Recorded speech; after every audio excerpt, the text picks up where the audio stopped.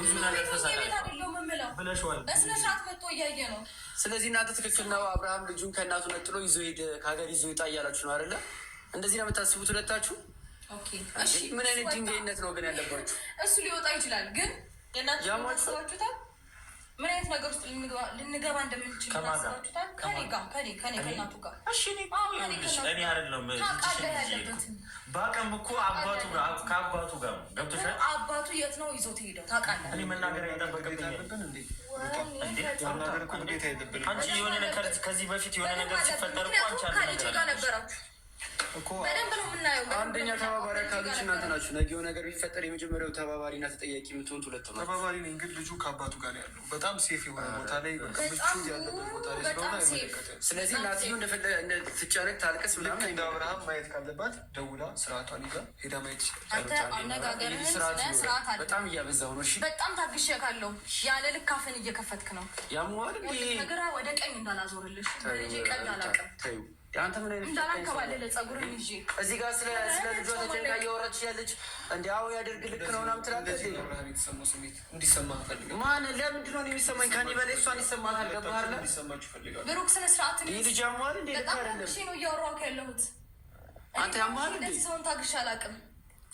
በምንም ነገር ልታገስ እችላለሁ። ገባ? አሁን ግን እያወራ ያለው ስለ ልጄ ነው። በልጄ ጉዳይ መተህ ታግሼክ ነው እያወራሁ ያለሁት። ገባ? አንተ ምንም አይገባ ድንጋይ ነሽ። ገባ? አሁን የተናገርከው ነገር ነገ እነሱ ባለትዳር ናቸው፣ ይገናኛል፣ ልጅ አለ ማለት ነው። ግን አንተ የምታደርገው ነገር ልክ አይደለም። ገባ? ተሳፍራለህ። እኔ እያልኩ ያለሁት እኮ ልጇን አገናኛት እንጂ ከአብርሃም ልጁ ንጠቅ አላልኩም። ማለት አንተ ጭንቅላት የለህም። ብዙ ነገር ስታደርጉ ዝም ብለናቸዋል። በአቅምም በየትኛውም ነገር ከሆነ እስከ ጥግ ምን ታመጣላችሁ? አንተ ምንም አንዴ ልጁን ስጧት። ከኛ ጋር ልናገርበት የለም። ከእሷ ጋር ግን ልናገር ይችላለሁ። ይኸውልህ አንደኛ ነገር ተናገር ካልከኝ አንተና ሜሪ ናችሁ ይሄ ሁሉ ችግር እንዲፈጠር ያደርጋችሁ። ሰማኝ። አንዴ ልጁ አንቺን መናገር አልችልም፣ ምክንያቱም አከብርሻለሁ።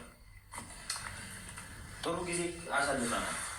የወንድሜ ሚስት ነበርሽ፣ ግን ደግሞ ነበርሽ ማለት ስስሚኝ። አንዴ ሩታ፣ አንዴ ልጁን ለእሷ ስጣትና አንተ ከኔ ጋር ያለብን አንተ ከኔ ጋር ያለብን ሌሎቻችሁ ኑና ያለባችሁን ችግር ፍቱት። አንዴ ልጁን መለስ። ከዚህ በፊት የተፈጠረው ነገር ምንም አታመጣም፣ ምንም አታመጣም። ታውቃለህ፣ ተው ምንም ነገር ይፈጠር ችግር የለውም እኮ ይኸውልህ፣ እነሳ አትነሳ አለ ትሰማኛለህ። ልጁን አንዴ መልስላትና ከኔ ጋር ያለ ነገር ትፈታለህ። ልጁ አባቱ ጋር ነው።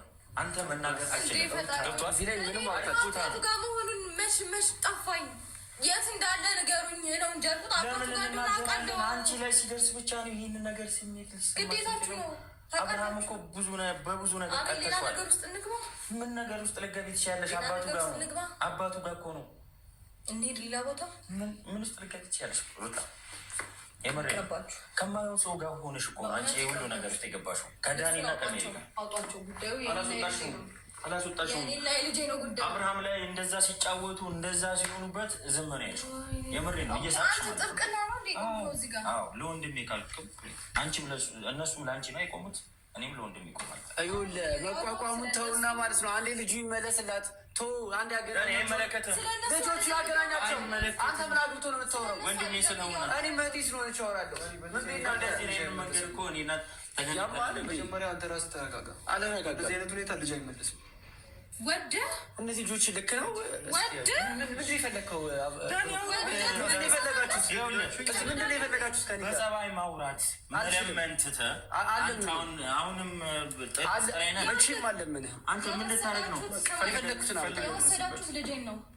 ለምንድን ነው የምለምንህ? በደንብ አድርገህ ትመልሷታላችሁ። በምን በኩል እንመልሳለን? እንዴት ማስመለስ እንዳለብኝ እኔ ያሳያችኋለሁ። ግን አሁን ለምን ሌላ ነገር ውስጥ እንደገባ አንቺ እኮ ነሽ። አሁን አነጋገርሽ ልክ አይደለም። ግዴታ ልናሳያችሁ ከፈለጋችሁ መለመን ልናሳያችሁ ከፈለጋችሁ ገብቷል። ይኸውልህ በጣም ከባድ ነገር አለ መሀል እንጂ አንተን ማንም አይለም። ልጁ እኮ እኛ ጋር ብሩክ ጋር ወይ እኔ ጋር አይደለም አባቱ ጋር ነው። ስለዚህ ለምን አትደውልለትም? ለምን አታገናኘው? ከአባቱ ጋር እኮ ነው አገናኘው።